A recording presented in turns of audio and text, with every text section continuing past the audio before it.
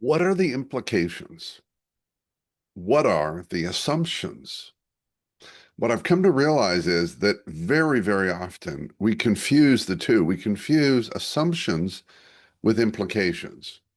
More specifically, we say things like, but it was implied. What you said implied this. Or because this was such and such, then it's implied that this would happen. When the reality is, in most cases, it's actually an assumption.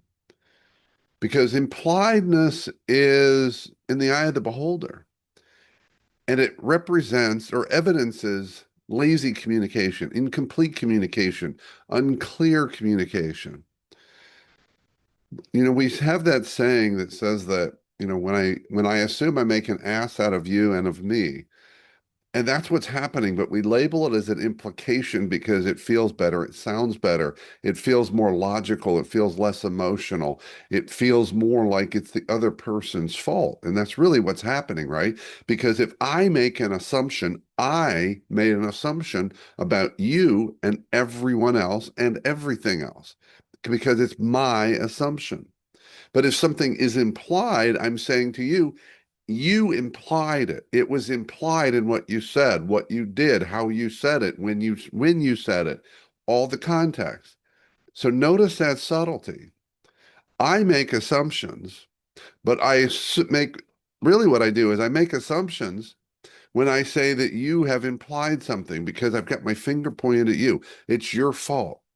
This was something you did or didn't do versus owning my own assumptions. So my invitation is lean into clear communication.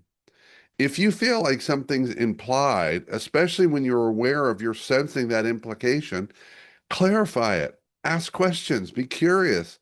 Maybe in the very beginning of whatever the conversation, the directive, the idea sharing was, where there was something implied. We are implying, but we're really assuming. And implications are real. They do exist. But most often, they're really an assumption that we label an implication because the assumption is mine, but the implication is yours. And therefore, it's your fault. It's another form of incredibly subtle victimhood.